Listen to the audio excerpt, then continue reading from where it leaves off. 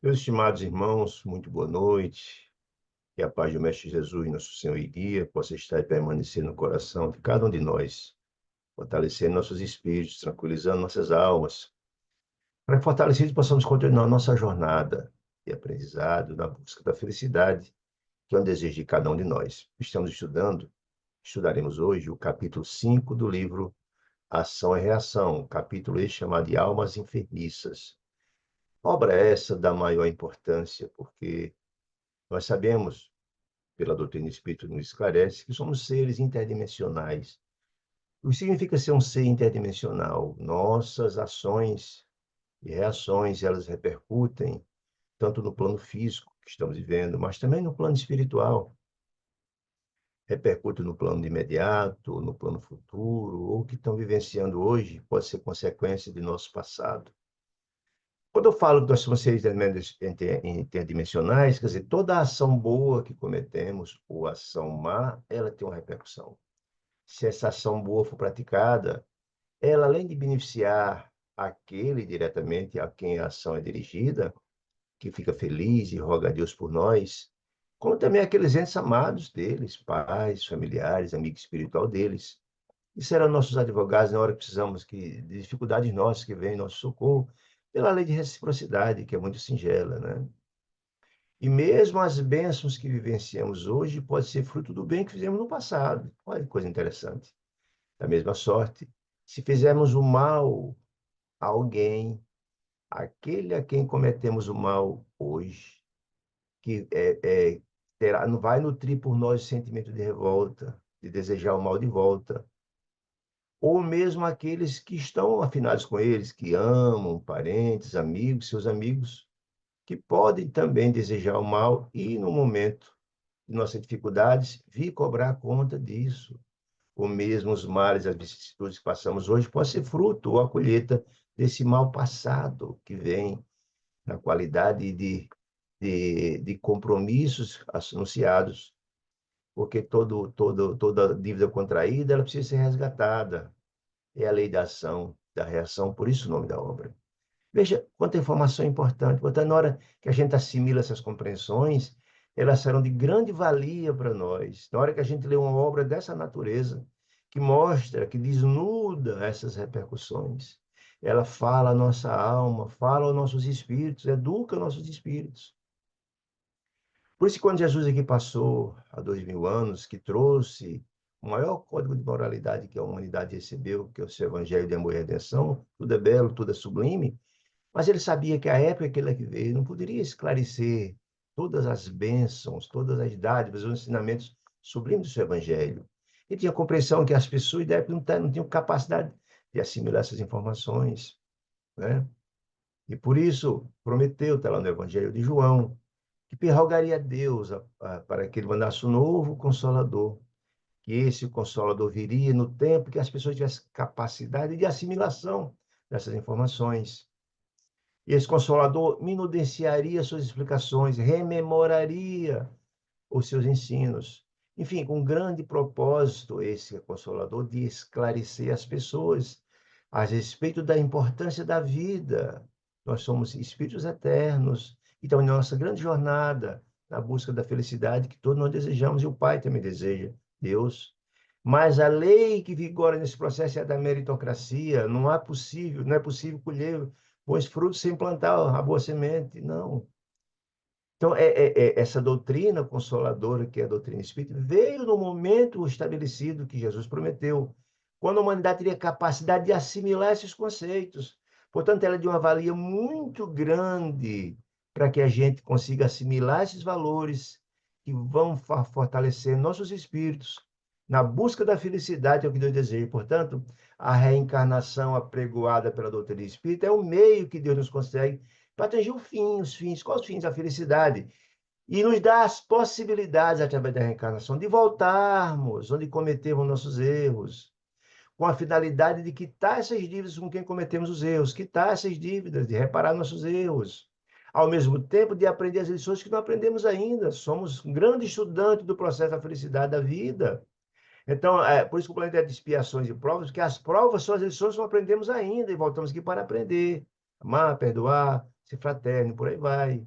Estamos distantes de assimilar e de viver os ensinamentos do Evangelho de Jesus, que nos leva à felicidade. Eu gosto de dizer que o Evangelho é a estrada sinalizada e bela, que nos leva, sem dúvida nenhuma, à felicidade, nos leva ao porto seguro, não é?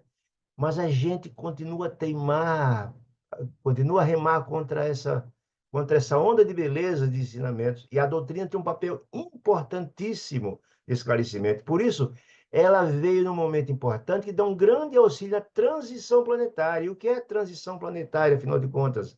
A transição planetária, nós vivemos um processo de transição que nos levará à felicidade. Lembremos do Sermão do Monte de Jesus, que a terra será herdada pelos mansos e pacíficos. Quando acontecerá isso? Quando vivenciarmos o Evangelho. E para vivenciarmos esse Evangelho, é preciso educar nossas almas, aprender. Diz lá Kardec, com muita beleza, espíritas, amai-vos, porque o amor é a materialização do Evangelho de Jesus. Tudo que está lá é o amor, caridade, fraternidade, benevolência, dias, perdão. Instruí-vos, disse ele, eduque-se, que é possível. Como é que você pode praticar essas lições sem entender, sem se educar, sem estudar? O ignorante é impossível, às vezes, cometer erro pela sua ignorância, não tem conhecimento. Então, a importância da doutrina é gigantesca na instrumentalização, no despertar da alma humana. Aí alguém podia perguntar, mas escuta, mas só a doutrina espírita tem esse papel? Não, todas as religiões têm esse papel. Lembremos que quem leu lá o livro Os Mensageiros, numa palestra sublime de Telésio, ele fala que todas as religiões são criadas por Deus, são santas no seu propósito. Mas a doutrina espírita ela aprofunda esses conceitos que as religiões antigas não aprofundam, que são religiões dogmáticas. Não explica o que é reencarnação, a lei de ação e reação, não há essa explicação a miúde, não mostra as repercussões dos processos obsessivos. E a doutrina espírita ela tem esse condão, por ser uma religião mais jovem, mais nova, de trazer esses conceitos a miúde, revivenciando tudo que o Evangelho de Jesus, na sua pureza, explicou. Então, a doutrina espírita, o Consolador Prometido, nada mais é do que a revivência do Evangelho puro de Jesus, que for adulterado, infelizmente, no decurso do tempo, para atender interesses outros. Então, veja a importância desta obra na educação de cada um de nós. Por isso, a cada capítulo que a gente lê, os ensinamentos são profundos. Pessoal, vamos começar o capítulo de hoje, chama-se Almas Enfermiças, mas lembremos, esta obra, ela busca trazer as informações da ação e reação, ou seja, cada ação nossa, bem ou mal, ela traz repercussões. É sobreambientada numa instituição que aí o amor de Deus está estabelecido, chamada mansão, que é um grande hospital, escola, situada nas regiões trevais, regiões infernais, de grande dor. É a mão estendida de Deus acolhendo seus filhos que cometeram gravíssimos erros. E não precisa, não é o local mais do que adequado ao estudarmos cada situação dessas criaturas que lá habitam, entendendo seus gravíssimos erros, porque estão lá por sintonia, habitados naquela região de dor e sofrimento. E aquelas dores foram causadas pelas ações daquelas criaturas. Então, ao estudar esses casos um a um, a gente vai assimilando essas informações e serve como uma espécie de vacina. Poxa vida, a gente vai ter compreensão se cometemos esses erros deliberadamente. Aí sim, é muito mais será cobrado, quem mais é dado, não haverá justificativo para cometer esses atos, se a gente tem compreensão disso. Veja aí a importância da obra. E aí, estudando os capítulos passados, André Luiz, que na companhia de Hilário, que também fora médico encarnado, traz informações muito ricas e ele traça, por exemplo, duas naturezas de espíritos que estão nessa região de dor e sofrimento desencarnado. Primeiro, tem aquelas criaturas que cometeram erros gravíssimos, crimes e etc., e por sintonia, desencarnados são atraídos ao lugar onde estão aqueles seus parceiros que cometeram os mesmos erros, por sintonia. Todo mundo é sintonia, gente.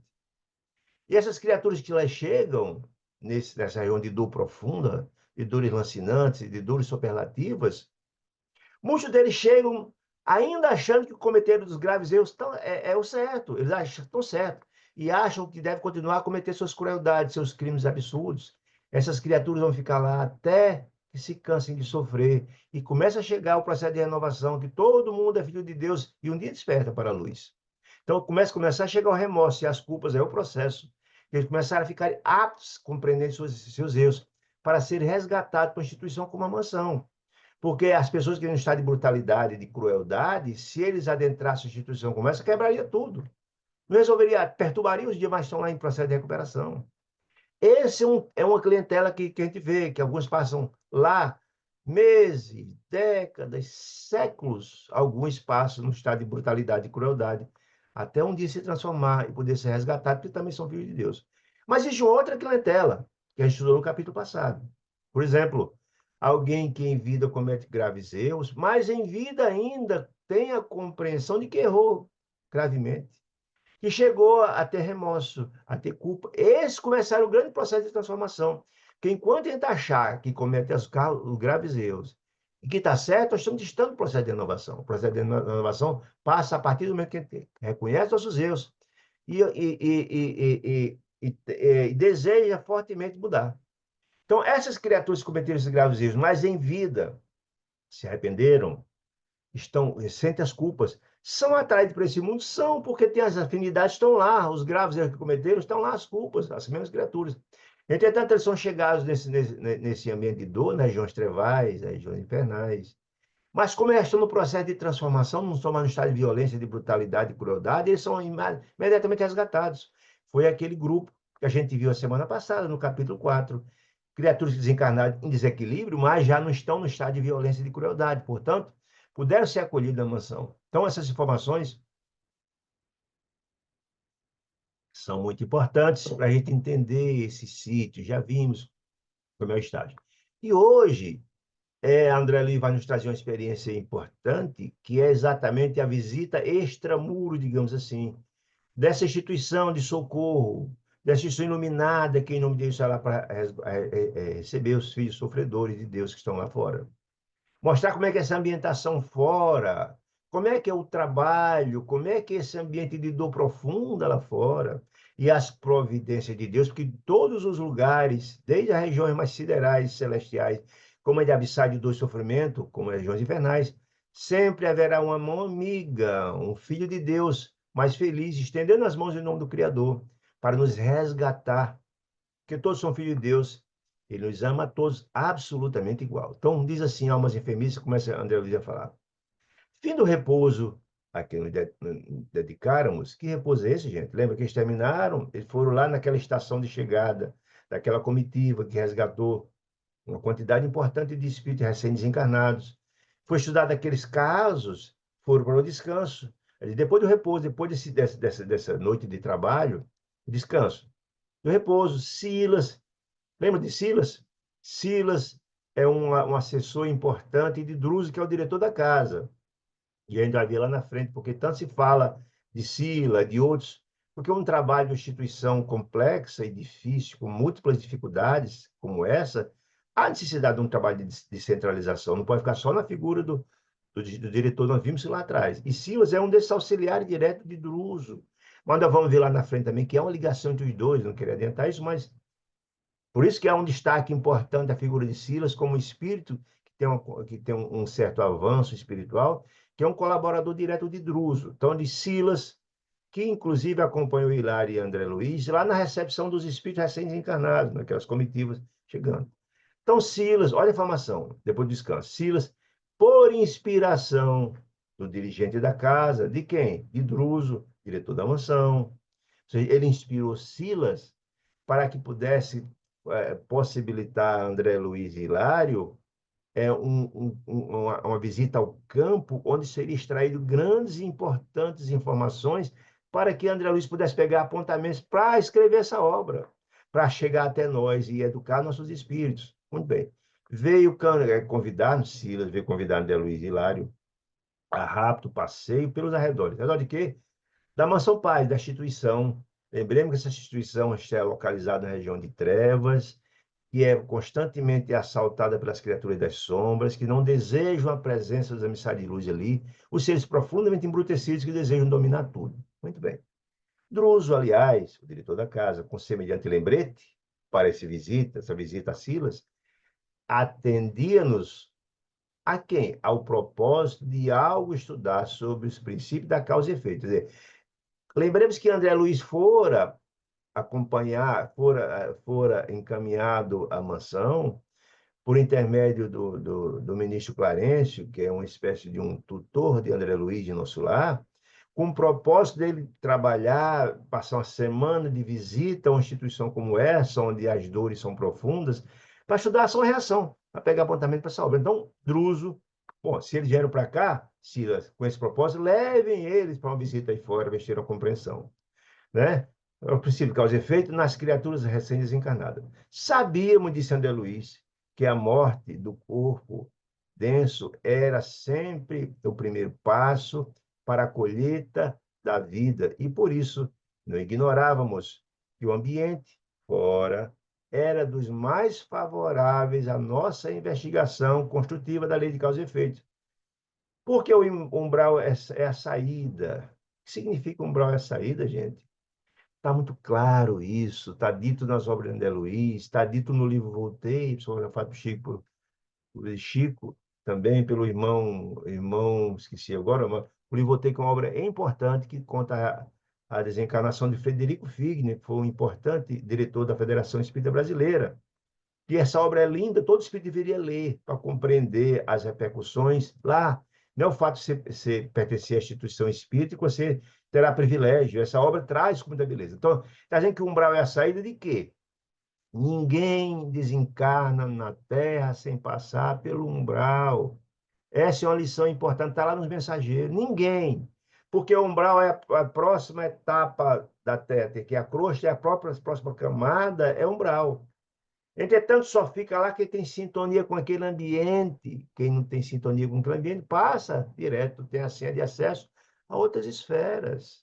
Mas ele está dizendo o seguinte: sabe que está dizendo, porque o imenso umbral à saída do campo terrestre, está explicando isso, vive repleto de homens e mulheres que vararam a grande fronteira da morte em plena conexão com a experiência carnal, ou seja, essas criaturas que em vida, na última encarnação, cometeram os atos graves, têm conexão com a região umbralina. E é importante também entender que essa região de umbral, elas estão divididas. Tem um umbral, em princípio, uma área onde é habitado por espíritos culpados, porque senão não estaria lá, mas cometeram menos graves erros. Tem a região do umbral intermediária, quem lembra do livro Obreiro da Vida Eterna, foi abordado isso. E tem a região do umbral mais pesada, que é agora abordado por aqui. As regiões, os grandes fossos, os grandes abismos de dor e sofrimentos superlativos, que nem é trazido a miúde essas informações para não assustar, né? Porque André Luiz diz muito bem isso, e o próprio Emmanuel, no prefácio, ele fala, o objetivo dessa obra é trazer uma nesga, uma pequena fresta, para a gente entender as repercussões dos graves erros cometidos aqui, as repercussões. Mas o objetivo não é escancarar, não é assustar ninguém, é despertar para a vivência do bem. Porque se fizer o mal, as consequências serão graves. É esse o objetivo. Então, isso aqui, umbral a saída, muito bem. Hilário e eu, de André Luiz.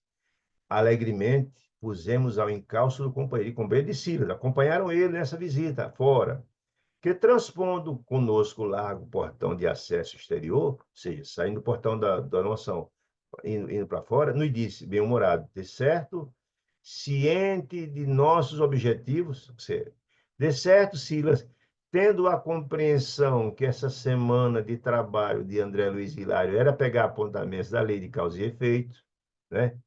Diz o seguinte, sem qualquer dúvida, disse Silas, para nós, para André Luiz, Hilário e ele, né, para nós que voltamos recentemente da Terra, as províncias infernais, que é o caso, muito mais do que as celestes, olha que coisa interessante, as celestes, os mundos mais felizes, as colônias das criaturas mais felizes que cometeram o bem e estão por lá, muito mais que as celestes, são adequadas, ou seja, essas regiões infernais são adequadas para quê? As nossas pesquisas sobre a lei de causa e efeito. Por quê, gente? Muito simples de entender. As criaturas que cometeram o bem estão colhendo o bem nas regiões mais felizes. O efeito é positivo porque vem de uma ação positiva. A ação positiva há uma reação assemelhada, proporcional. E quem comete uma ação delituosa de graves erros, também a colheita será do mesmo jeito. A reação será de graves consequências desses erros. Por isso que ele está dizendo, essa região infernais é um local adequado para as pesquisas de causa e efeito, por um caso muito simples, né? De vez que o crime cometido, né, e a expiação quem comete um crime, um graveiro, tem que espiar, tem que navegar, purgar seu erro, tem que esse erro cometido ele precisa ser reparado, é a expiação, né? O crime é a expiação.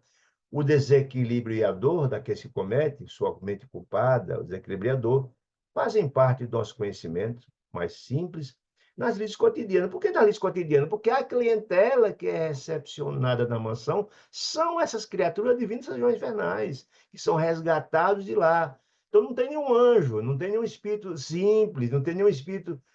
Não, todos os que são resgatados nessa região de dor profunda cometeram gravíssimos erros, por isso estão lá, por sintonia, são atraídos para lá. Então, é um lugar absolutamente adequado para estudar a lei de ação e reação ou de causa e efeito. Muito simples, está dizendo nesse sentido. Muito bem. As lides cotidianas, ao passo, ele está fazendo uma comparação, ao passo que a glória dos justos, dos bons, e o regozijo angélico dos bons, que irão habitar regiões purificadas, etc., representam estados superiores de consciência que nos transcende a compreensão, claro, porque lembremos que nem Silas, nem André Luiz, nem Hilário conhecem essas regiões sublimadas. Ele não tem compreensão porque não chegaram a esse estágio. Né? Luiz conhece sim nosso lar, que é uma região já melhor, sem dúvida nenhuma. Conhece, ele está falando, não dá para falar dos planetas bem mais evoluídos, a região bem mais evoluída, porque não chegaram lá, nem tinha muito interesse para nós. Isso para que interesse?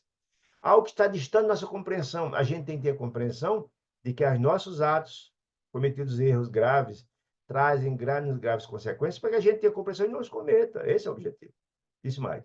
E espraiando, Silas, o olhar pelos quadros tristes de em derredor da mansão, acrescentou, conduzindo a frase à comovente inflexão. Estamos, disse ele, psiquicamente mais perto do mal e do sofrimento. Sim, porque exatamente as criaturas estão lá, cometendo graves desatinos, graves erros no passado. Muito bem. Continua explanando Silas. Em razão disso, entendemos sem qualquer discrepância os problemas aflitivos que se multiplicam aqui, como consequência dos seus graves erros do passado. À medida que nos afastavam, começou a narrar então André Luiz, do prédio, empreendíamos mais vasta penetração na sombra densa. E por quê, gente? É muito simples de entender. Nós sabemos que o ambiente quem faz somos nós. Onde habitam as criaturas, os sentimentos de dor e crueldade e brutalidade maior, só tem escuridão. Porque esse ambiente é formado por esse sentimento e as dores condensadas. Na casa, não, porque na casa tem trabalhadores que pensam e sentem o sentimento da fraternidade, lá existe luz. Não obstante, existem criaturas torturadas e sofredoras resgatadas, mas há uma predominância do sentimento de amor lá, por isso que a luz é diferente, o ambiente é diferente dentro da mansão paz do que fora. Então, quanto mais saia do prédio, mais a penetração de sombra é densa. Por quê? As criaturas cruéis e brutalizadas estão lá. É o sentimento e a dor daquelas criaturas, a espessar-se cada vez mais, alumiada, porém, aqui e ali, por tochas mortiças, quer dizer, tochas fraquinhas, como se a luz nos sítios em torno lutasse terrivelmente para nutrir-se e sobreviver. Quando a treva é cada vez mais brutal, a luz tem dificuldade de alumiar nessas regiões. E é tão brutal, isso não pode ser de dia, não. É dia e noite, é isso. Aquele ambiente é formado por essas criaturas que criam aquele ambiente. O sol e a lua praticamente não penetram nesses lugares, é sombra eterna. Imagine a tristeza e a brutalidade e a dificuldade de respirar um ar violento, impregnado por essas energias desses lugares. Soluços e gritos, olha aí o ambiente, a ambientação desse lugar. Soluços e gritos, imprecações de blasfêmias, emergiam da treva, daquele ambiente trevoso e escuro, compreendemos de relance que o espaço ocupado pela instituição, pela mansão, prédio, era de forma retangular, uma espécie de retângulo, e que o terreno sob nosso exame se localizava na retaguarda, ou seja, essa área que estava sendo visitada era atrás da mansão, tinha um prédio à frente da mansão, era atrás, isso é muito mais próximo.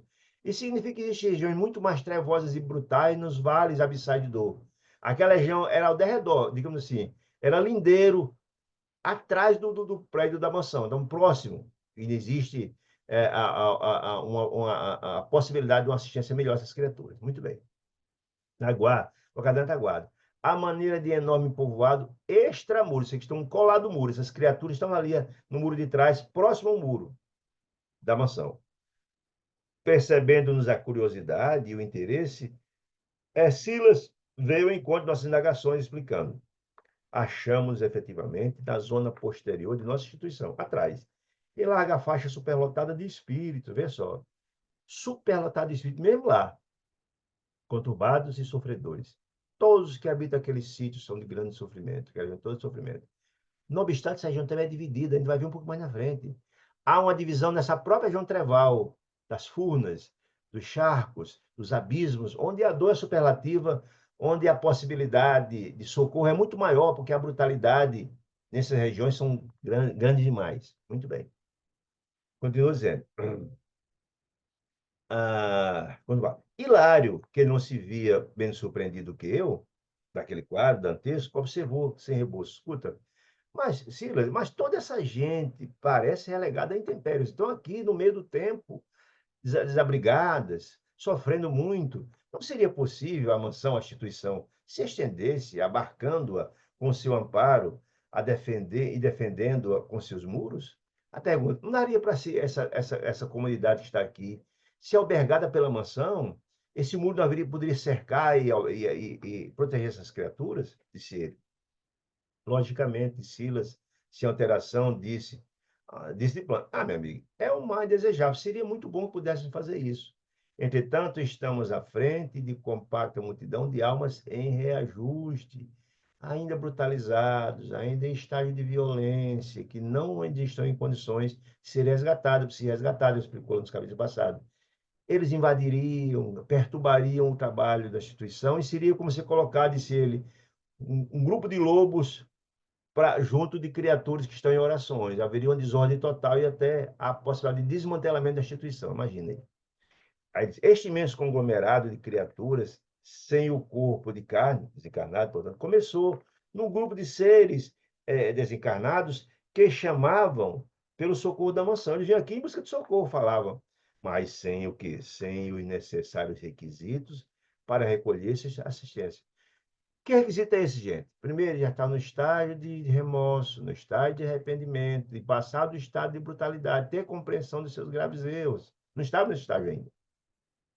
Firme na execução do programa que ele assiste, disse Silas, da nossa casa, a mansão, não lhes podia abrir as portas de imediato, em face do desespero e da revolta em que se comprazem, mas também não desdenhava a possibilidade de prestar-lhe ajuda possível fora do campo de ação em que vive sediado. O que é que ele quer dizer com isso, gente? Ninguém, absolutamente ninguém, está longe, está sem a proteção de Deus. Não podemos colocá-lo lá dentro, mas a assistência a eles acontece, ele quer dizer isso. A casa, o trabalho. Qual é o papel da casa? Primeiro, curar psiquicamente as criaturas que são resgatadas, chegam destroçadas com suas fixações dos seus erros graves do passado, reeducá-los visando a reencarnação para quitar seus débitos. Esse é o grande papel de lá. Mas essas criaturas não estão nesse estágio ainda, não estão nesse estágio. Aí eles, olha, mas a gente assiste eles. E se ele iniciou-se dessa forma, com esse propósito de ajudá-los, apresenta a organização que, contra a nossa vontade, é um abismo de sofrimentos, disse ele. Ali é um abismo, não se pode ir além desse trabalho que ele faz. Aí diz, aqui se reúne, logo na parte de trás da casa, se reúne de maneira indiscriminada milhares, não é centenas, não é dezenas, milhares de entidades vítimas de seus pensamentos desvarados e sombrios. Ou seja, eles estão colhendo aquilo que plantaram no passado. É a lei da colheita, de ação e reação. Né? Quando superam a crise de perturbação ou de angústia, de que são portadores, quando passa a revolta, quando começa a chegar o processo de culpa, de remorso, aí se dá a mudança, né? Quer dizer isso? O que pode perdurar esse processo? Por dias, meses, anos, são trazidos à nossa instituição, são resgatados, que tanto quanto possível evita abrir-se às consciências, que visa o objetivo, abrir-se às consciências dessas criaturas, ainda positivamente encravadas na revolta sistemática. O grande objetivo é isso, é reeducá-los, tratar de suas moléstias psíquicas, de suas graves fixações, dos crimes que cometeram. Nós sabemos isso. As criaturas cometem seus graves erros, a sua mente culpada fica passando o filme o tempo todo lhe culpando. É um processo complicado. Já estudamos vários casos sobre isso. E vamos ver hoje também outros casos sobre isso. Talvez porque evocássemos em silêncio, diz André Luiz, os episódios da véspera. Que episódio, gente?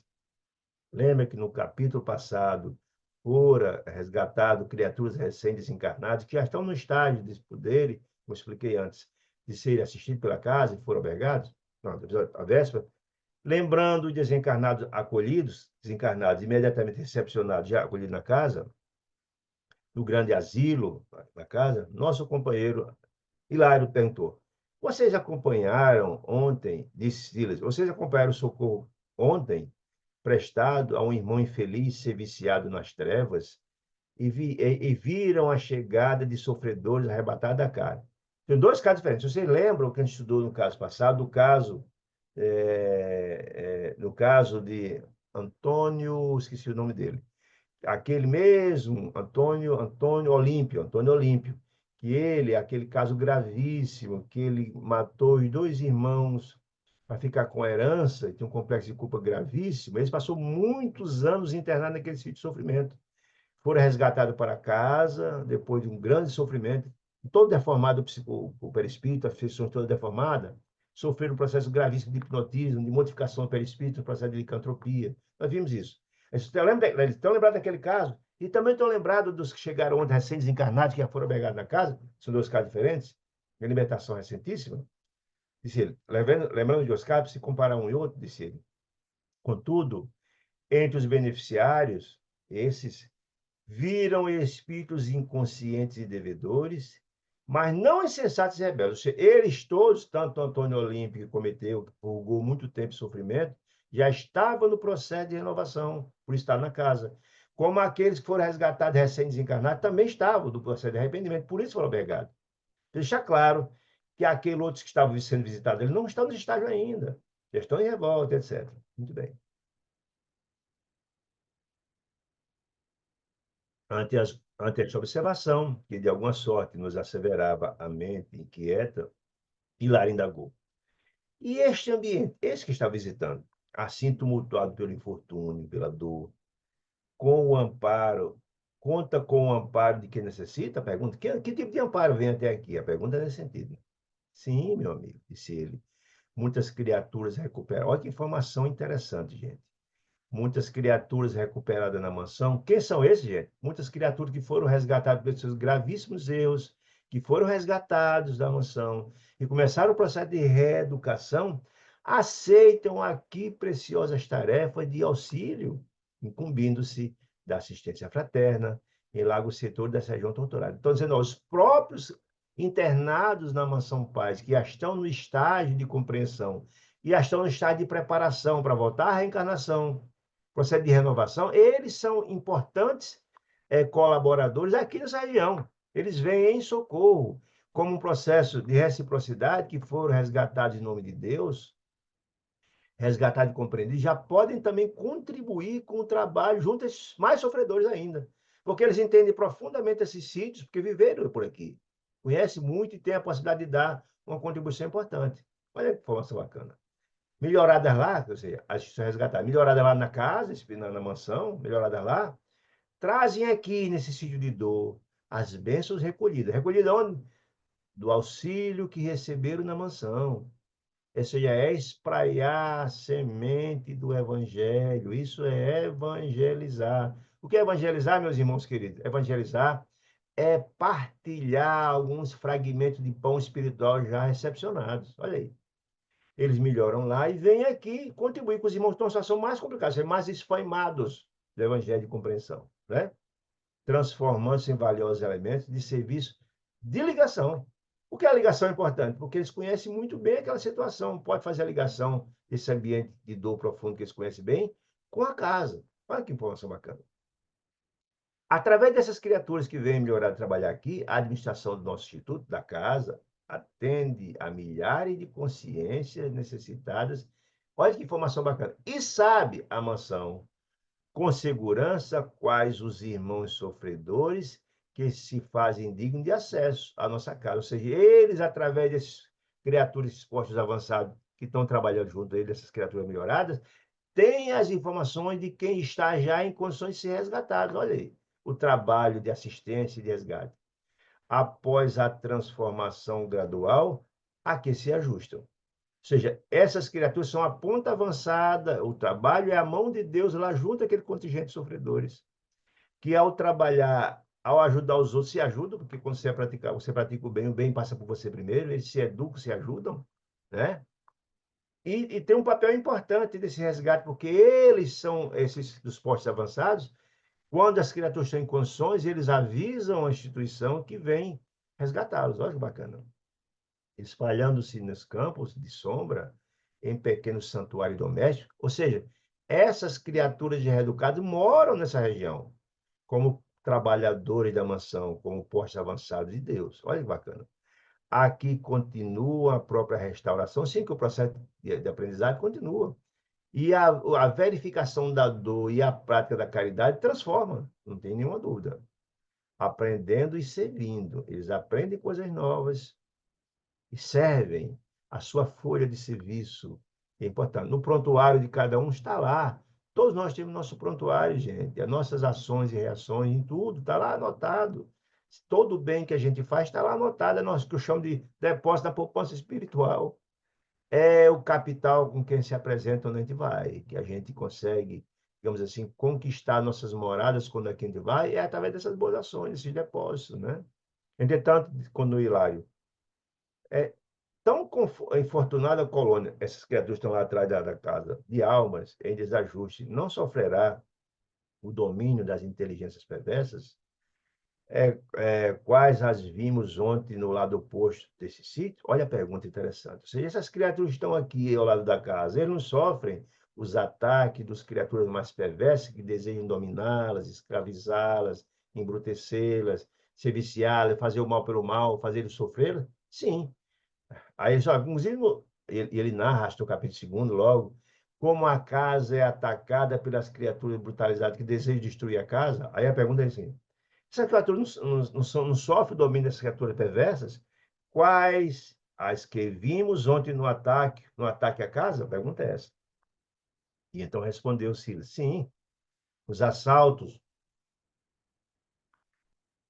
dessa ordem, dessas criaturas brutalizadas, disse ele, são aqui constantes, o tempo todo, porque essas criaturas desejam o domínio de tudo e de todos. Não desejam que tenha alguém em nome de Deus levando socorro, elas querem dominar tudo. Chá de brutalidade deles. Principalmente em torno das entidades, olha, o que mais sofre, eles, em torno das entidades que largaram, outra informação bacana, cúmplices bestializados em antros infernais ou em núcleos de atividade terrestre. Então, está dizendo o seguinte: as criaturas que passaram, espíritos que passaram longos tempos sob a tutela, sob o domínio da escravização de entidades mais brutais, quando eles conseguem se libertar e fugir dessas regiões de dor profunda, estão ali próximos. E eles sofrem o ataque psíquico dessas criaturas que desejam reescravizar essas criaturas, desejam resgatá-las para o domínio. Olha que coisa brutal, né?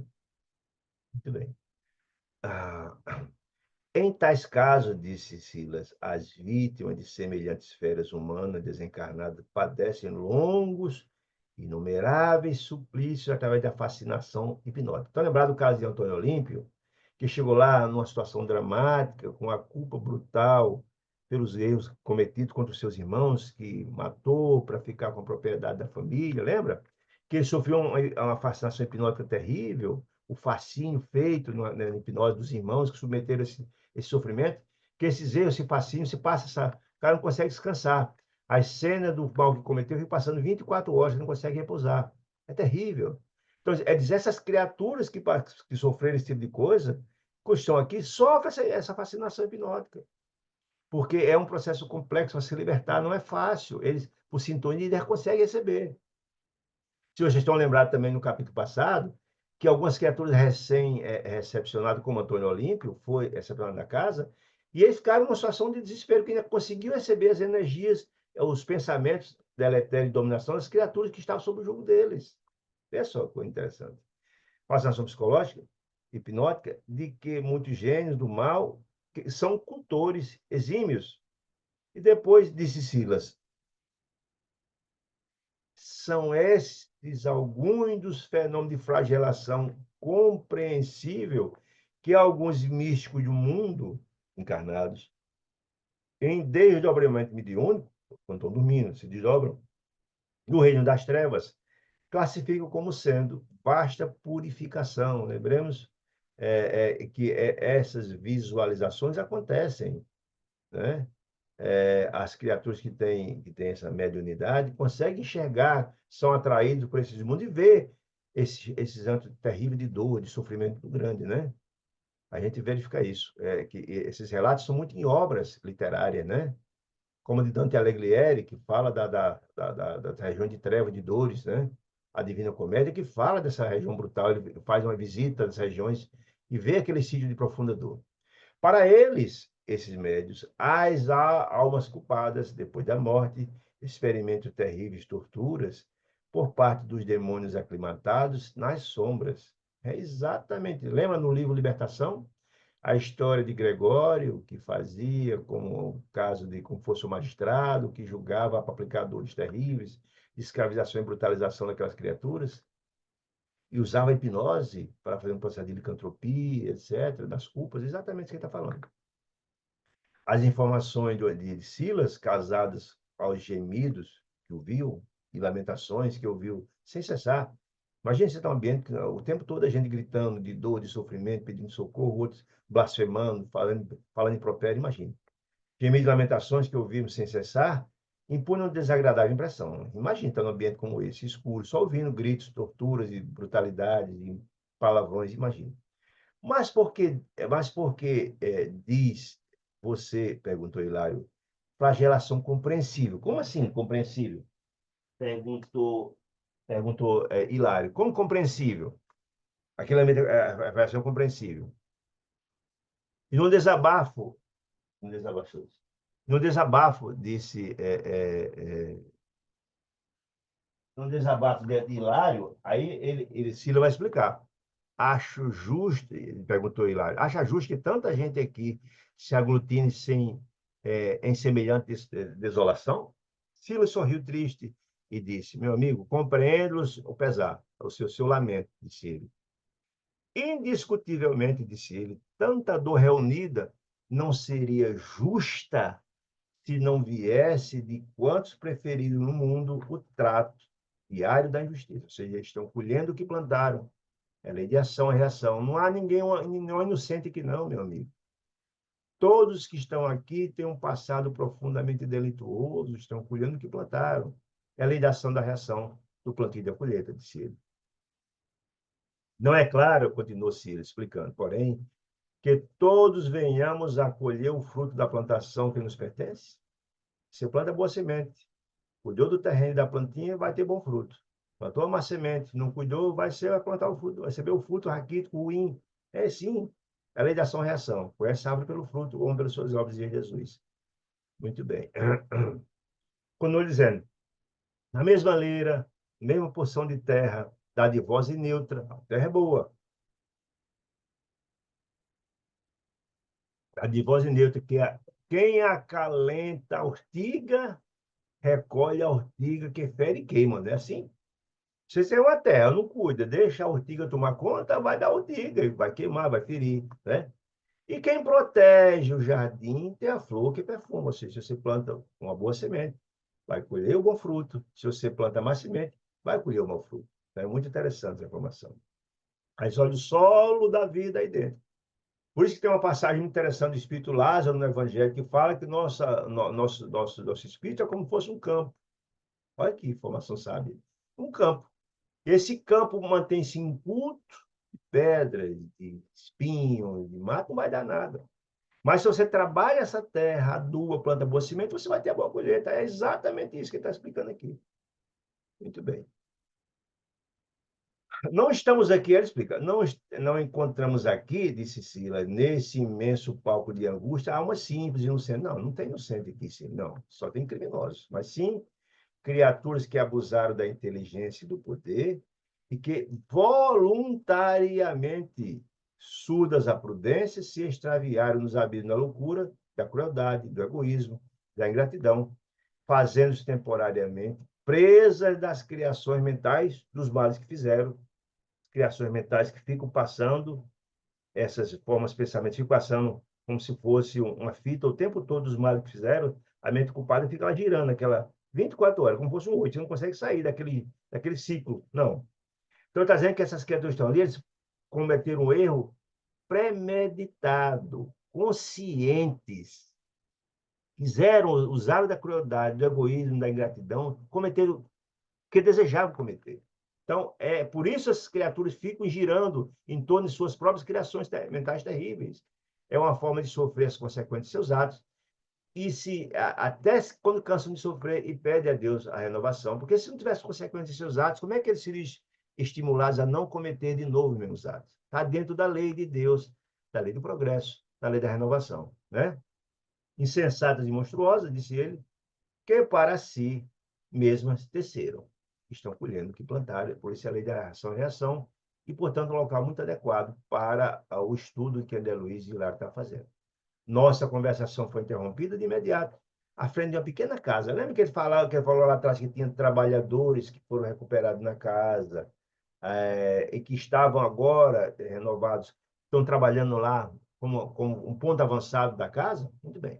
A pequena casa a confundir-se com o nevoeiro, de cujo interior brotava reconfortante jorro de luz. Sim, que a criatura que está lá, diferente daquele que estão naquele ambiente de sombra profunda, já é uma criatura que já tem uma certa luz, já está no processo de renovação. Por isso está lá, em nome de Deus, já assistindo as criaturas sofredoras. Olha a informação interessante. Cães enormes que poderiam divisar cá fora, na faixa de claridade bruxuleante, ganiam de estranho modo, sentindo a presença. É importante a gente entender. A gente viu nos capítulos passados todas as entidades que trabalham no resgate nas regiões infernais de dor e sofrimento, ele utiliza os animais como uma forma de proteção daquele trabalhador. A gente viu isso. A gente já viu isso no nosso lar, a gente viu isso lá no livro Memória do Suicida, a gente viu isso em outras informações, e esse livro também, no capítulo passado, fala. No capítulo passado, ele fala da comitiva que estava chegando de resgate, vinha com os cães, que ajudam na proteção contra as entidades infelizes, verdadeiros animais. Cães enormes que podiam divisar afora, sim, ele falou Gandhi e tal. De súbito, um companheiro de alto porte e rude aspecto, olha, quando ele fala com um companheiro de rude aspecto, certamente não é um anjo. Óbvio que não. Se fosse, não estaria ali. Ele é alguém que cometeu gravíssimos erros, está no processo de renovação. Por isso, o perispírito dele ainda é rude. É uma criatura que a composição do perispírito ainda é volumosa, grandiosa. Nós sabemos que o aspecto e o volume do perispírito depende do estágio evolutivo. Quanto mais sublimado for o espírito, mais o perispírito será cada vez mais delgado, mais belo, mais bem formado. As criaturas com a aparência brutalizada é fruto dos males cometidos no passado, porque o perispírito retrata, é uma instituição plástica que retrata o que você tem dentro de você. É importante entender isso, já explicou isso anteriormente. Apareceu e saudou-nos a diminuta cancela, que nos separava do limiar, abrindo-nos a passagem. O dono, o morador da casa veio receber ele na porta. Silas apresentou alegremente. Era Orzil, um dos guardas da mansão, olha aí, em serviço nas sombras. Era alguém que fora resgatado daquele sítio, no estado de profundo sofrimento pelos males cometidos, mas renovado já está servindo a causa do bem. É Deus assistindo o homem pelo homem, como diz André Luiz. Há breves instantes, achávamos na intimidade do pouso tépido, morno, aquele ambiente mais agradável, que lá fora era frio e tal. Às ordens de Ozil, os guardiões, os cachorros dois dos 6 grandes cães, acomodaram junto de nós, deitando-se aos seus pés. Ou seja, ele, os animais, atendendo à determinação de Ozil. Ozil era de constituição agigantada, disse André Luiz. O perispírito era muito grande. Figurava ser um urso em forma humana, ainda desses perispíritos ainda bastante brutalizados, fruto do passado. Mas no espelho dos olhos límpidos de Sandé Luiz, mostrava sinceridade e devotamento. Está no processo de renovação e transformação. Tive a nítida ideia de Sandé Luiz de que éramos afrontados por um penitenciário confesso, a caminho da segura regeneração. Por que ele diz isso? Pela própria composição do perispírito grosseiro e brutal, fruto dos graves erros cometidos no passado. Né? Na sala estreita e simples da casinha, alinhavam-se alguns bancos, e acima de um deles destacava-se um nicho ovalado, em cujo bojo havia uma cruz tosca, iluminada por uma candeia, uma pequena lamparina, estruturada em forma de concha. Mostra que aquela criatura já estava num estado de renovação, que tinha uma cruz, um crucifixo de Jesus lá em destaque, que prova que ele já estava em estado de renovação importante, e cultuava esses símbolos de Jesus, certamente a oração, né? Afastou-se Osío para sossegar os grandes animais, os cachorros, bem domesticados, no interior da choupana. E, enquanto isso, Silas informou, é um amigo de cultura ainda escassa, ainda brutalizado, mas que se comprometeu em delitos lamentáveis no mundo, cometeu graves erros. Por isso foi para aqueles sítios, e por isso está em estado de renovação, e por isso está ajudando a casa, a causa do bem, a causa de Deus, ajudando a si próprio, renovando-se. Sofreu muito, disse Silas, sob o império de grandes e antigos adversários, cometeu graves erros no passado, mas presentemente, após longo estágio na mansão, que os erros dele foi grave, a recuperação dele foi difícil, vem prestando valiosos concursos nesta vasta região em que o desespero se refugia. É ajudando ao próximo, ajudando-se. Ele é ajudado pela casa e ajuda o próximo. A questão da reciprocidade, né? Muito bem. E servindo com desinteresse e devoção fraternal, fazer o bem pelo bem, isso é a caridade, né? O desinteresse fraternal, o objetivo é fazer o bem. Não somente se reeduca ele, Osío, como também suavizará o campo da nova existência que o aguarda na esfera carnal, pelas simpatias que vem atraindo em seu favor. O que significa isso, gente? Todo o bem que a gente faz fica anotado naquele prontuário que eu me reportei. E todo o bem anotado está no nosso crédito espiritual. E a cada bem que a gente faz a outrem, a gente consegue nutrir amigos, simpatias, e na hora que a gente precisar, encarnado ou desencarnado, vencer nosso advogado de defesa. Você está dizendo, olha, essas simpatias, o trabalho realizado, vai ser muito importante na próxima encarnação deles. Ele terá que reencarnar para pagar os suas dívidas do passado. E será de muita utilidade que ele vai mais preparado primeiro para enfrentar a sua expiação. E certamente essas criaturas que ele beneficiou, essas simpatias, vão lá e socorram a ele. A gente já viu muitas vezes na literatura espírita, certo? Vive só? Perguntou Hilário. É, dedica-se desse Silas a meditações e estudo de natureza pessoal. Ele está ali para fazer um trabalho na sua casinha, se dedica a meditações e estudo de natureza pessoal e ajuda, comentou Silas. Mas, como acontece a muitos outros auxiliares, olha que interessante, Osírio não está lá sozinho. Existem várias criaturas que, reparado pela mansão, estão lá como ponto avançado da mansão, no meio daquela região de dois sofrimentos, aquela região de sombras profundas, fazendo o trabalho, não só ele, não. Ou muitos outros auxiliares têm consigo algumas celas ocupadas por entidades em tratamento, prestes a ser recebidas em nossa missão. Veja só, cada uma dessas criaturas que faz o trabalho na linha de frente, eles conseguem ajudar criaturas que estão lá, que em fase de renovação, quando estão preparados, é dado o aviso à Mansão Paz, à mansão, que recolhe essas criaturas quando estão no estágio de serem recolhidos. Eles são esses pontos de referência e de informação de quais criaturas podem ser recolhidos. Claro que a gente sabe também que existe outros tipos de intercessão espiritual. A gente sabe que existe através da oração, existem mais iluminados que são parentes e irmãos que gostam daquelas criaturas, também ajudam. Mas é um papel importante, olha interessante. Nesse ponto do entendimento. O Osío voltou até nós, que foi com os cachorros lá atrás, e então Silas perguntou a ele: como está o serviço, meu amigo? Ah, muito trabalho, chefe, respondeu humilde, com humildade e respeito a Silas. A tempestade de ontem trouxe imensa debate. Lembra da tempestade? Quando André Luiz chega, mais hilário, mesmo dia estava vendo uma tempestade terrível lá fora, um turbilhão levando tudo, criaturas, espíritos, um sofrimento atroz. As tempestades são de emanações mentais. Acontece muito isso lá. É narrado, inclusive, no livro Mensageiros, também uma coisa semelhante. Essas nuvens de emanações mentais, essas tempestades, acontecem pelo fruto desse ódio coletivado, que gira, gera essas tempestades terríveis. Olha, a tempestade de ontem trouxe imensa devastação, muito sofrimento, muita angústia em toda a região, disse ele. Creio que tenha havido muito sofrimento nos pântanos. Olha aí, que informação interessante. Ele está dizendo o seguinte: esta região aqui é lindeira, é atrás do muro da casa, mas existe também muito mais sofrimento. Quando ele fala aqui de sofrimento nos pântanos, são a região das furnas, dos grandes abismos de sofrimentos atrozes, dores lancinantes, dores superlativas. Só, lá é que o sofrimento deve ter sido muito maior do que aqui, diz ele.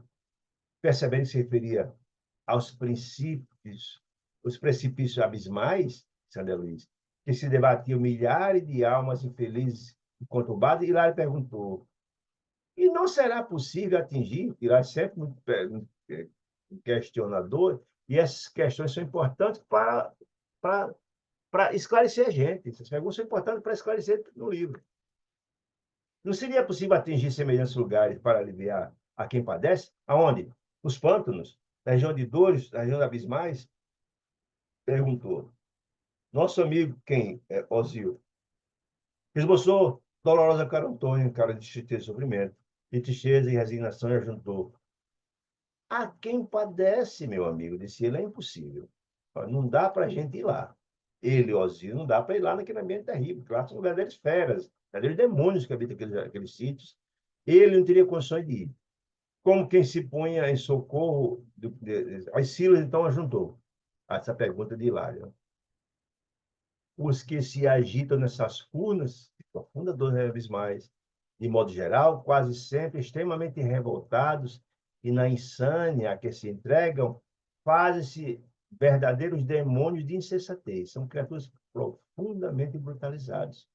É necessário se disponham à conformação clara e pacífica para que, ainda mesmo semiconscientes, que são resgatados, e às vezes são até resgatados com toda a estratégia dos benfeitores espirituais, quando estão em estágio de renovação, consigam acolher com proveito o auxílio que eles estendem aos corações. Quer dizer o seguinte, mesmo essas criaturas nas regiões abismais também têm socorro. Eu vou falar um pouquinho mais agora, daqui a pouco, sobre essa questão, para a gente entender. Ninguém, absolutamente ninguém, nenhum filho de Deus deixa de ser assistido, em qualquer lugar que esteja, mesmo essas criaturas brutais, endemoniadas, nas regiões infernais.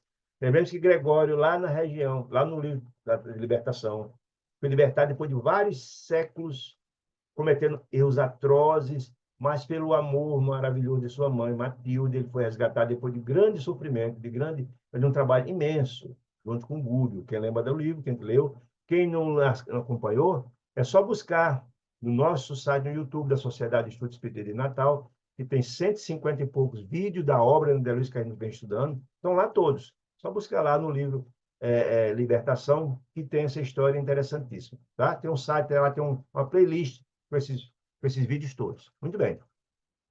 E como se quisesse passar a demonstração de que asseverava, convidou-nos a inspecionar as celas próximas. Aí eu faço aqui uma observação lá do livro Obreiro da Vida Eterna.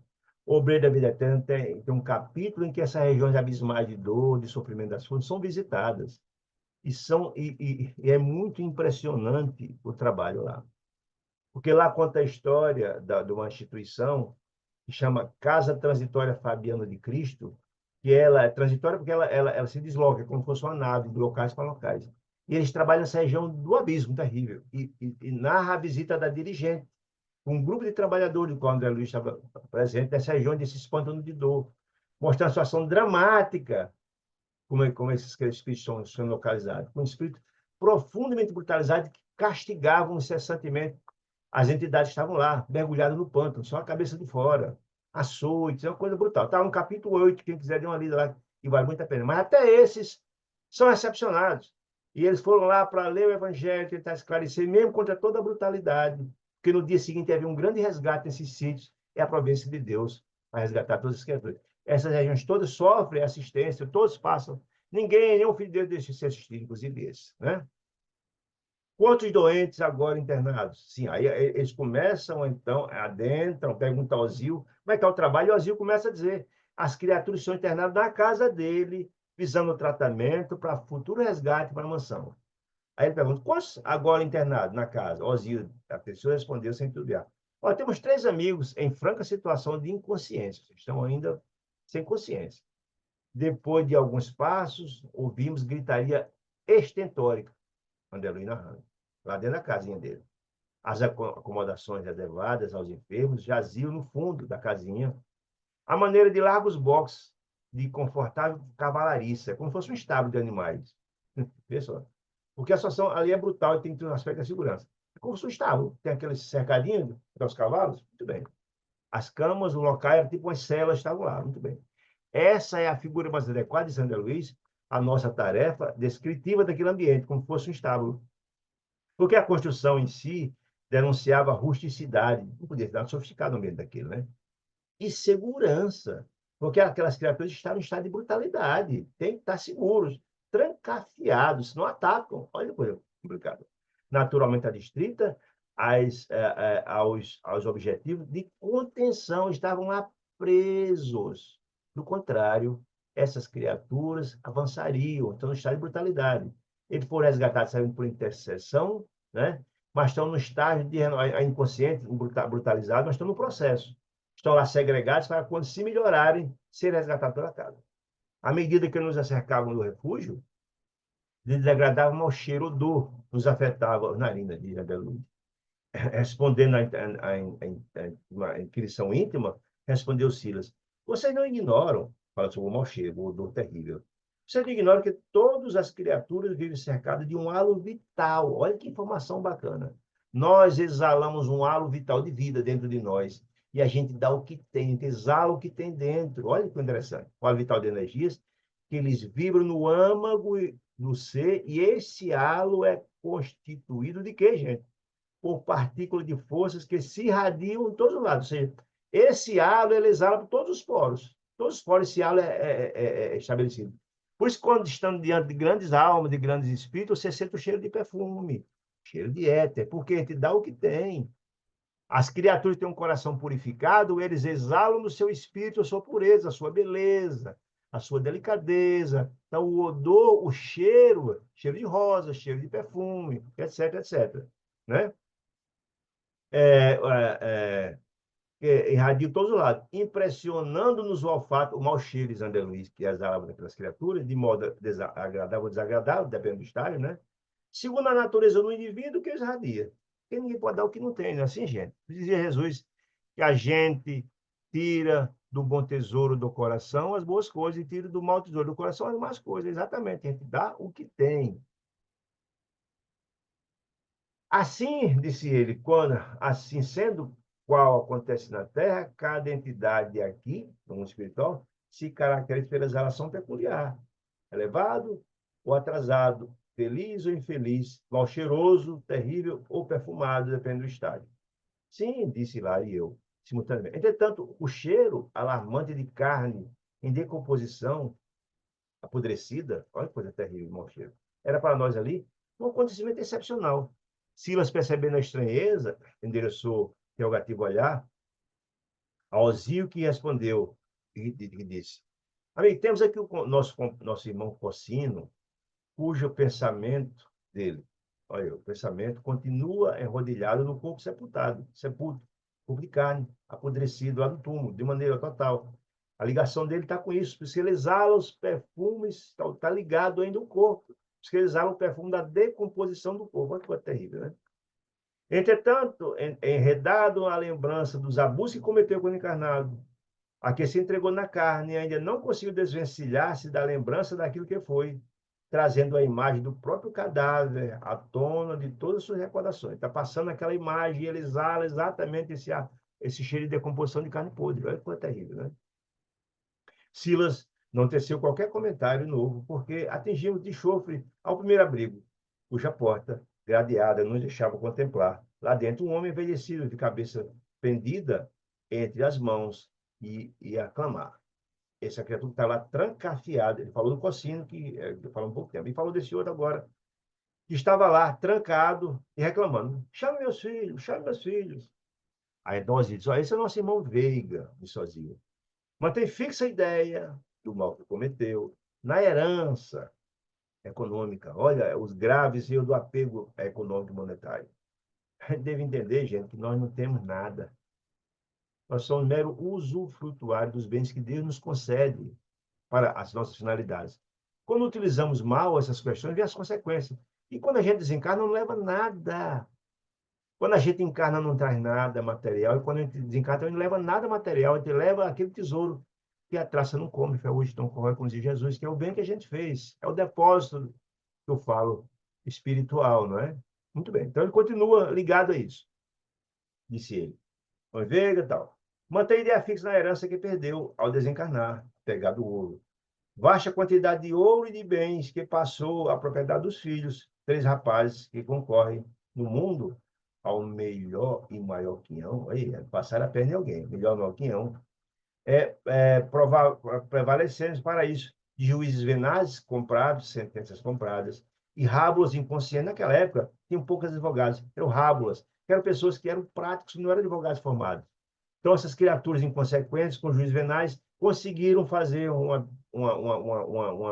digamos assim, um inventário viciado que prejudicou alguém. Essa é a grande história. Acostado agora aos varais, venais. Acostado quem Veiga agora aos varais da porta, Silas recomendou-nos observar. Disse, você não quer aprender a lei da soneração? Observe ele aí. Atenção mais detida no ambiente da psicosfera do enfermo. Olha aí a tela mental deles, a pergunta de Silas, a observação, a orientação. Efetivamente, de minha parte, percebi quadros que surgiu, quadro da mente dele. Se consegue chegar pela tela mental. Que surgiu e desapareciam fugazes, semelhantes às figuras efêmeras que se desprendem, silenciosas de fogo de artifício. Acendia, apagava. Desses painéis que se avivavam e se apagavam ao mesmo tempo, transpareciam, olha aí, essas figuras, essas formas de pensamento. Três jovens, 6 filhos, cujas imagens passageiras vagueavam entre documentos e espaços do inventário. Cédula, dinheiro, cofres apertados em valores, cheio de dinheiro. Como que pinceladas no ar com tinta tenuíssima, que se adelgaçava, mais largo, mais forte, e se compunha. Piscando. A mente dele, essa imagem estava passando 24 horas. São as fixações, as cristalizações, as formas de pensamento.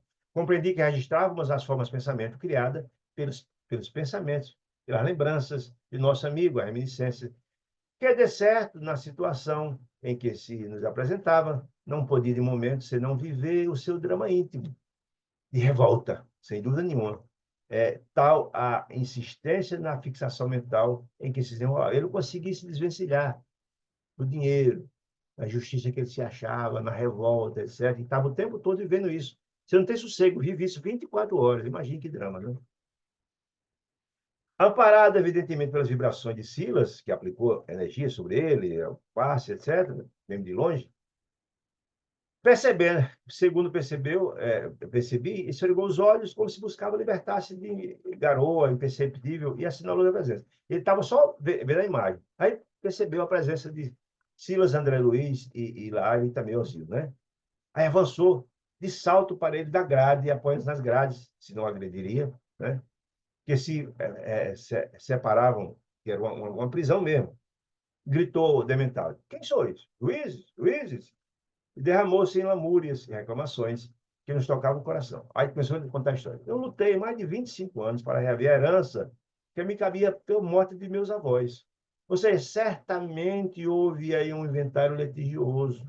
Alguém brigou com ele na justiça muitos anos, essa briga pela herança dos avós, que tem muito dinheiro, litigioso. Passou 25 anos brigando, esse processo sem fim, né? E quando vi nas mãos, a morte me arrebatou do corpo, sem piedade. E quando ele conseguiu o dinheiro que tanto queria, apegado ao dinheiro, ela foi a voz, morreu. Olha que drama. Não me resignei. Foi revoltado porque morreu e deixou o dinheiro. Olha que coisa. Essa injunção e permaneci em minha velha casa. Isso é muito comum, gente. A gente vê as pessoas que são apegadas às coisas, aos valores, que se acham dono daquilo que é o mero usufrutuário, ficam lá. E ficam perturbando, obsidiando quem usa o carro, quem usa os seus móveis, quem usa o seu dinheiro, brigando com eles. E às vezes até a companheira ou companheiro, um ciúme terrível, obsidiando o futuro marido, a futura esposa. Isso a gente vê todo dia nas informações. É fruto do estado de ignorância dessas criaturas pegadas à materialidade. Se acha o dono das pessoas, foi marido e mulher, e das coisas. Desejava, pelo menos, disse ele, acompanhar a partilha do espólio, do dinheiro, dos bens, que me interessava. Mas, meu rapaz, os 3 filhos, amaldiçoaram a influência. O que é que ele quer dizer com isso? Eles ficaram lá o tempo todo e tentou incutir na mente dos filhos, tentar ser recebida, os aconselhamentos, informações de como fazer essa partilha. Até desencarnar, ele queria influenciar na partilha, que não pertence mais a ele. Mas ficou lá, ao redor da casa, perturbando os filhos, mandando, brigando com os filhos mentalmente, impondo-me a cada passo frases venenosas e hostis. Os filhos, se vocês lembram lá do nosso laço, deve estar lembrado isso, estão lembrados? E André Luiz, quando visitava a esposa, tentava ainda colocar, intuir a esposa dele, e ela nem lembrava mais, não lembrava mais dele, nem coisa nenhuma. Ela estava casada, etc, etc. Isso é comum. Então, assim, ela tentava influenciar os filhos não estavam nem aí hostis com ele, porque também não tinha educação espiritual. E como, na verdade, o entendimento com os pais não era boa, eles, ao invés de pai influenciar, eles mandavam energia venenosa para o pai. Não satisfeito com as agressões mentais que mandava o pai, eles eram, se ele contando o caso dele, que me afligiu quando tentavam influenciar os filhos, começaram a perseguir minha segunda esposa. Olha aí, olha o passado de perna. Eles foi mãe, ao invés de madrasta, administrando tóxicos, olha que coisa grave, por medicação inocente.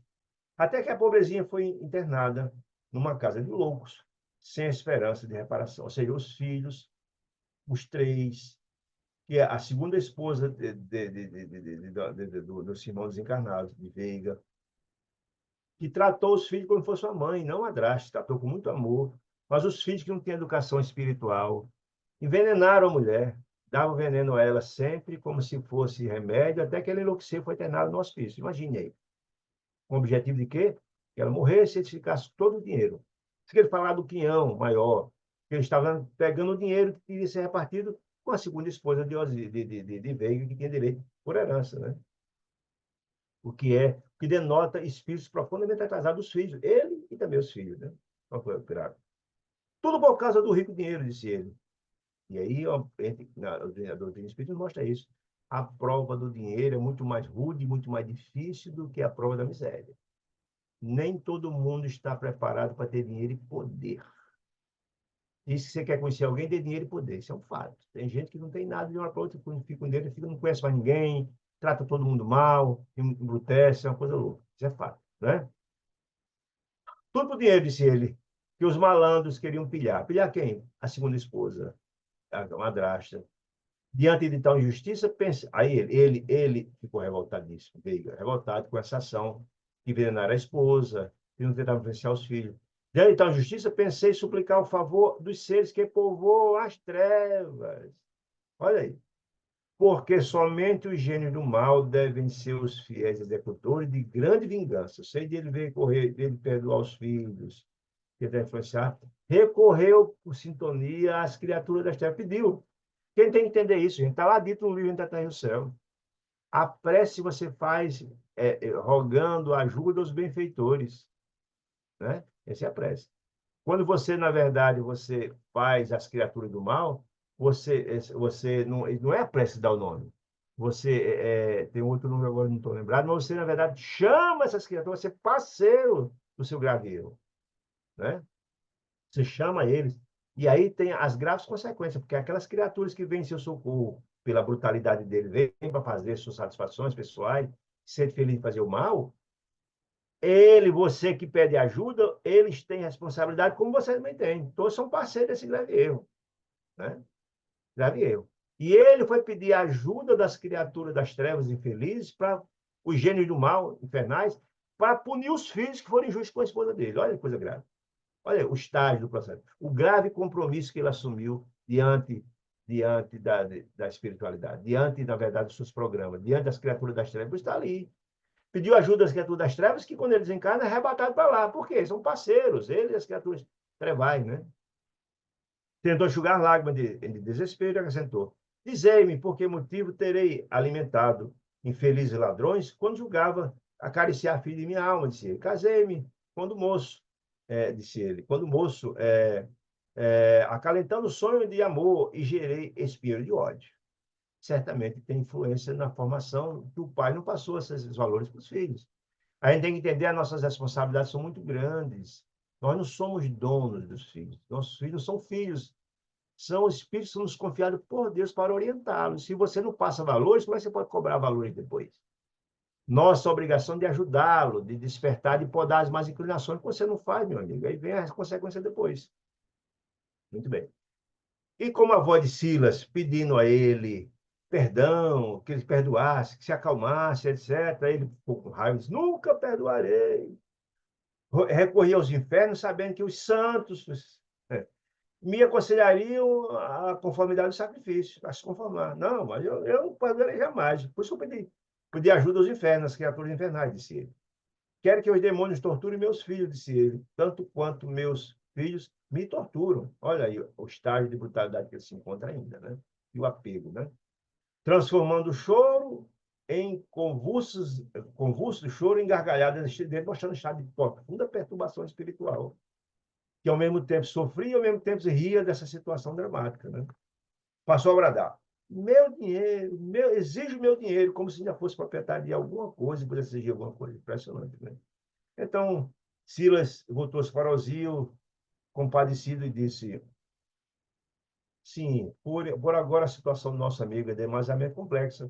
Não pode ausentar-se das grades. Ele está preso até que comece o processo de arrependimento, até que o processo de culpa, sem prejuízo, né? Senão, se ele sair daí, não vai agredir, não vai resolver nada. O processo é esse. Ele está ali porque foi socorrido, está por intercessão de alguém, mas só tem condições de ser assistido na casa quando se renovar. Deixemos o doente imprecando contra nós, de punhos cerrados e à beirando de outra cela. Tudo isso, gente, eles estão estudando essas almas enfermizas para ver a questão da causa e efeito.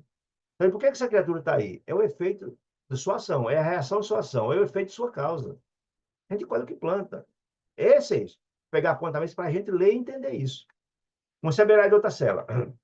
Ante a palavra de Silas, que nos recomendou observar o quadro em foco, o outro, quando chegou lá, observe, disse a Silas, fitando o novo enfermo, um homem profundamente triste, sentado no fundo da prisão, na cela, de cabeça prendida entre as mãos, e os olhos fixos na parede próxima. Olha o detalhe, olha o detalhe interessante. Ele estava fixo olhando para a parede, como se estivesse vendo um filme, uma fita. Olha só, muito bem. A parede próxima. Seguindo, aí André Luiz e Lário começaram a observar a tela mental dele projetando naquela parede, seguindo a atenção no ponto em que se concentrava seus raios visuais do doente, a modo de espelho invisível, retratando o próprio pensamento. Estava lá girando 24 horas o mesmo pensamento da culpa, do mal que ele cometeu. Vimos larga tela viva, o quadro da tela mental dele projetado na parede. Em ele se destacava a enluarada lua da grande cidade, e na rua conseguimos distinguir aquele ser, aquele espírito ali, do volante de um carro. A cena estava lá, na cabeça dele. Perseguindo um transeunte bêbado, até matá-lo sem compaixão. Não diz como, foi atropelado, mas matou, premeditadamente. Desejou matar aquela criatura, aquele bêbado estava ali, que não tinha, em tese, condições de ter uma reação. Muito bem. E ele vendo essa cena o tempo todo. Achávamos-nos diante de um homicida preso a constrangedores quadros mentais em que o encarcerava, fixações, a imagem fica passando o tempo todo, né? Em punitivas recordações. Você fica, passando o tempo todo, não tem sossego. Notava-se-lhe a intraduzível angústia entre o remorso e o arrependimento. A leve chamada de Silas despertou como fera. Quando ele percebeu a presença de Silas e André Luiz e Hilário na ponta da grade, como fera, roubando a inquietação do sono. Instintamente precipitou sobre nós, até a grade, e se não tivesse a grade, ela agredia. Um salto espetaculoso, que a grade conteve, e disse: Não há testemunhas. Olha a culpa como é violenta. Não há testemunhas. Não fui eu quem atropelou o infeliz. Não obstante, odiasse com razão. Ele disse que não foi ele, mas a tela mostrava a cena dele atropelando uma pessoa. Olha, atropelando a pessoa. Não foi ele que atropelou, ele atropelou propositadamente. Não obstante, odiasse. Quem pretende de mim denunciar-me? Covardes, espreitavam, então, na rua, morta. Como é que está dizendo que não foi ele? Portanto, vocês estavam espreitando e viram a cena? Olha aí, a culpa. Não respondemos. Silas, após fitá-lo, compadecido, falou, deixemos. Portanto, era vocês compreenderem por que estavam naquela fixação. Porque do grave mal cometeu. Está completamente enlenhado nas recordações do crime que cometeu, disse ele. Querendo continuar depois da morte, a encarnecer a justiça. Ele pode enganar a justiça dos homens. Fugiu da penalidade lá no outro testemunho, ele não pagou pelo crime quando estava encarnado. Mas aqui não, ninguém escapa da justiça divina. Hilário, estupefato, perguntou. Naquele doente que vimos, cercado pela figura dos três filhos, aquele senhor Veiga, e nesse companheiro que contempla a cena da morte, nosso amigo aprendeu o pensamento. Essa é a pergunta que Andelo ia fazer, que lá ia fazer, Sila respondeu. Vimos dois irmãos infelizes vivendo estas imagens mantidas por eles mesmos, no que cometeram, está lá, o sentimento de culpa, eles mesmos, através da força mental, as, é, é, é, as formas de pensamento com que se alimenta. O tempo todo fica alimentando aquela energia deletéria, o tempo todo, e que também são atraídas por criaturas que têm o mesmo sentimento, que vai fortalecendo isso, aumentando mais seu sofrimento. Nesse instante, alcançamos o terceiro cubículo, que o homem feridento, imagina, espremia as feridas, soltando pus, imagina que cena dantesca, né? As feias chagas, usando as próprias unhas, imagina aí. Por todo feridado, o camarada espremendo as feridas com as unhas. Terrível, né? A atmosfera, francamente, pestilencial exigia enorme disciplina contra a eclosão de náusea, vontade de vomitar, de si, da situação dantesca. Assinalou a presença dos três e avançou para nós, chamando amargamente. Compadecei-vos de mim, sois médicos? Perguntou ele. Atendei-me, por amor de Deus. Vede os direitos em que me apoio? Ele, mostrando na cela onde estava. Voltei-me de imediato para o chão, disse André Luiz, seguindo o gesto que eu estava mostrando, e notei, efetivamente, que o mísero se movimentava num montão de sujeira, coberto com filete de sangue podre. Imagina. Exatamente o resto espremendo as feridas lá. Imagina. Vai ter isso.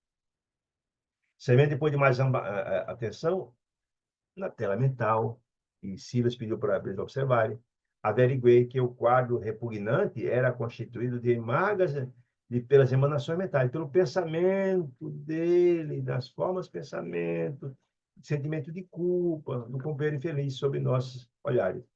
Doutor, disse ele, continuou ele, em tom de súplica, há quem diga que eu roubei dos outros. Olha aí. O cara comete como aquele que matou e diz que não matou, e aquele que do dinheiro, tudo apegado, fez deliberadamente, cometeu deliberadamente seus graves erros e nega.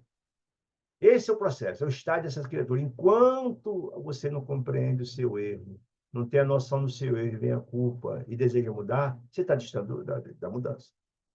Quando você achar que está certo, cometeu uma vez está certo, aí você está distante. Né? É cadenciou.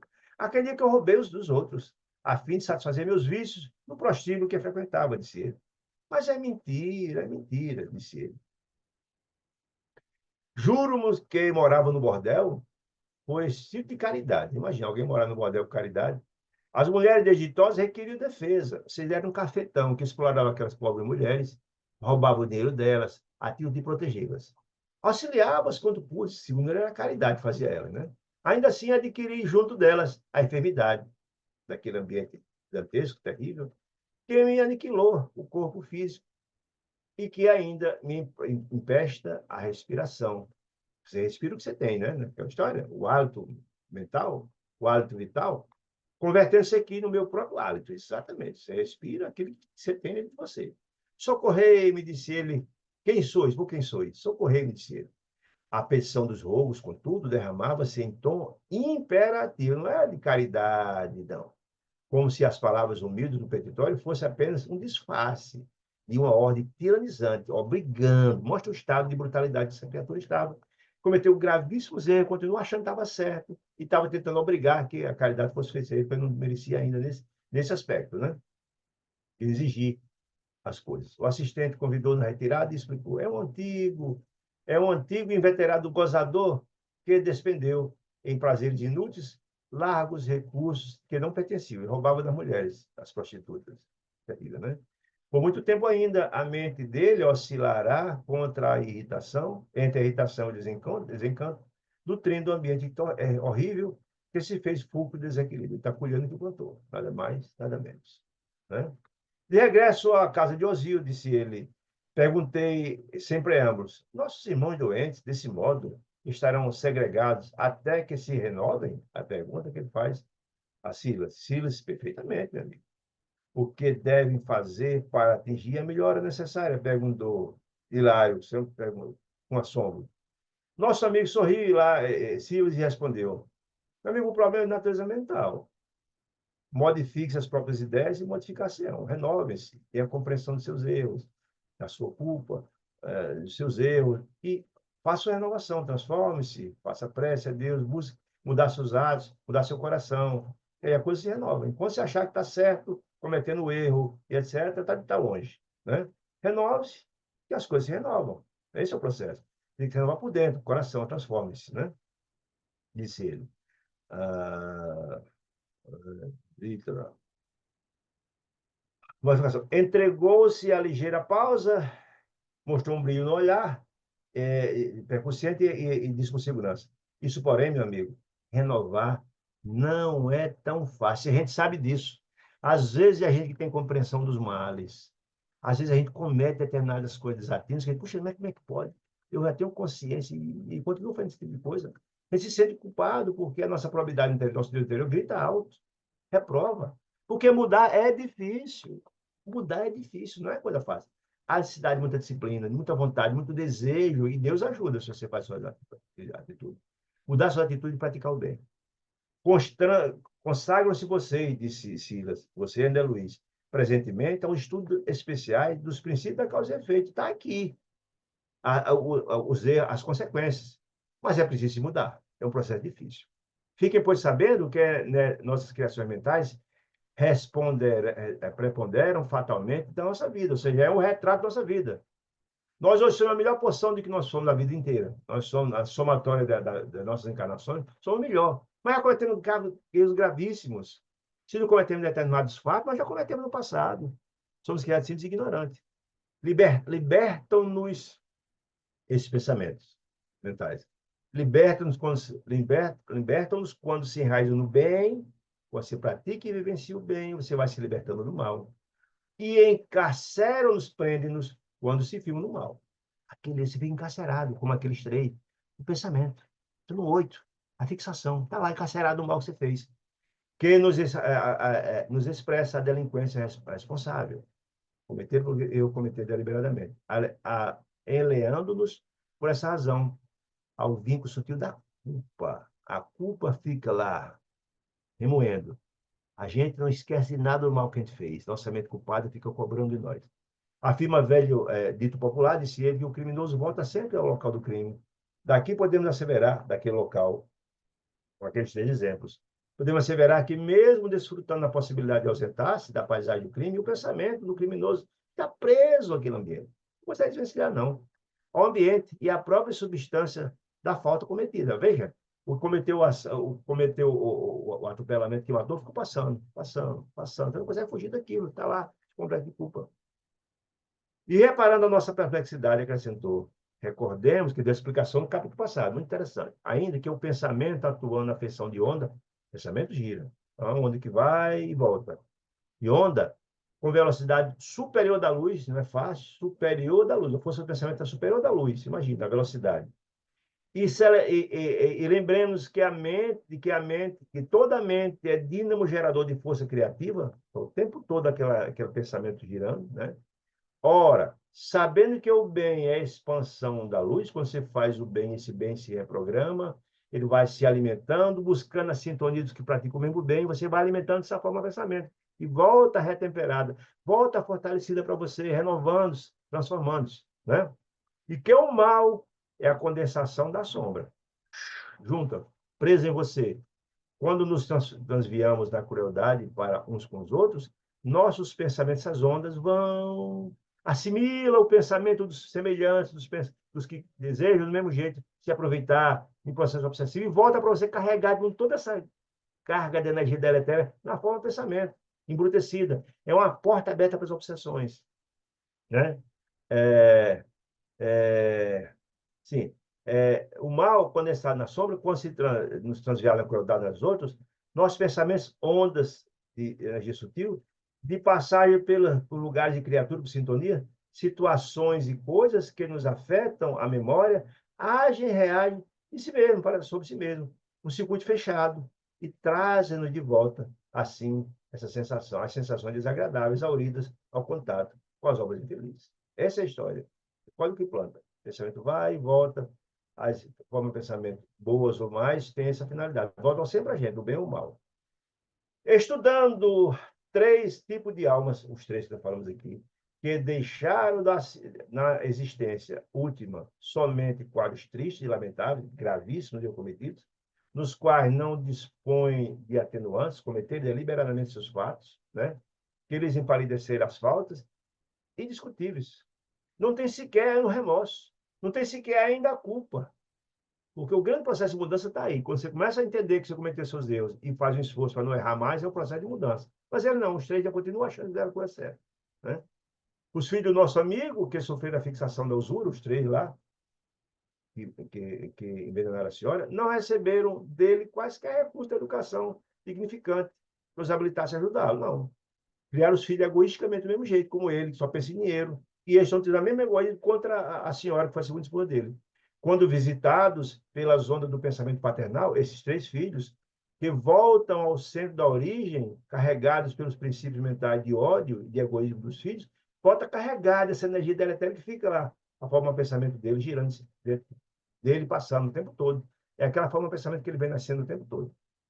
Nosso irmão, que aparece fixação do remorso, o atropelador, não tendo espiado nos cárceres da justiça humana o crime que perpetrou deliberadamente, recolhe de retorno essa onda que vai, que volta, as ondas de pensamento que emite, sem qualquer auxílio que amenize o arrependimento doloroso. E o nosso companheiro que se detém no vício, o cafetão, o vício reabsorve as ondas do seu próprio campo mental, acumuladas de fatores deprimentes, que a eles se incorporaram nos lugares onde passam. Essas energias vão lá no bordel onde ele participou daquelas cenas todas e volta a carregar aquelas energias todas. No lugar em que a eles se incorporam, nos lugares por onde passam, restituídas a ele ele mesmo como multiplicados elementos de corrupção. Tudo isso volta para você. A gente colhe e planta. É a lei da ação e da reação. Diante do nosso espanto, Silas lhe perguntou: vocês compreenderam? Eu trouxe para vocês aprenderem isso, para vocês entenderem isso e colocar no livro que eu estou escrevendo. As consequências dos nossos atos graves, da lei da ação e reação. Sim, disse André Luiz e Hilário, sob forte emoção. Agora percebo, disse Hilário, com mais clareza o benefício concreto da oração e da piedade, da simpatia e do socorro, que na terra deveríamos pensar sinceramente aos chamados mortos. Aí, gente, a importância da oração. Feliz daquele que desencarna e tem pessoas que o amam, que oram todos os dias, porque essas orações são bálsamos, e chegam a esses corações, são intercessões, pedindo ajuda aos benfeitores espirituais para socorrê-los. Quem lembra do filme Nosso Lar deve lembrar que André Luiz recebia de uma pessoa que ele beneficiou as orações, ninguém fazia oração por ele. E como era feliz quando tinha essas orações, quando chega, você recebe no seu âmbito. Então, veja a importância da oração. Ele está dizendo, como é a importância, o socorro, a prece. Nós devemos fazer prece sempre, não só para quem te ama, mas também pedir a Deus que ilumine esses corações sofredores, que estão nessa região de dor, de sofrimento. Deus abençoe todas essas criaturas habitantes dessa região de dor. É uma caridade que estamos fazendo, sem dúvida que vai ajudar essas criaturas, e fica anotado lá no seu prontuário o bem que você fez. Olha que coisa boa, né? Sim, respondeu Silas, prestimoso. Todos estamos ligados uns aos outros, na carne ou fora dela, disse ele, e achamos livres ou prisioneiros, livres se praticamos o bem, livres para receber as boas energias, ou prisioneiros de nossas próprias ações infelizes no campo da experiência, segundo as nossas obras. Olha que planta conhece o árvore do fruto ou das suas obras, através dos vínculos de nossa vida mental, com bem ou com mal. Mas o bem é a luz que liberta aos voos, o bem da colheita, da sintonia com os benfeitores que vem em nosso socorro nos ajudar. Nossa empreitada no campo do bem. O mal é a treva que aprisiona. Fica aprisionado dentro dessas energias que ficam remoendo na nossa cabeça essas, essas formas de pensamento de forma terrível. Né? E termina dizendo o seguinte: estudando as leis do destino, de ação e reação, que é a nossa colheita, do bem ou do mal, é preciso atentar para as semelhanças e realidades, indefectíveis e eternas. Essa lei é derrogável, a verdade do progresso é eterno em qualquer lugar do mundo. É assim que funciona. Calamos-nos preocupados e meditativos, disse André Luiz. Em razão disso, nosso regresso à mansão, depois de breve repouso na choupana de Osil, no local, foi consagrado à meditação e ao silêncio em torno das preciosas lições recolhidas.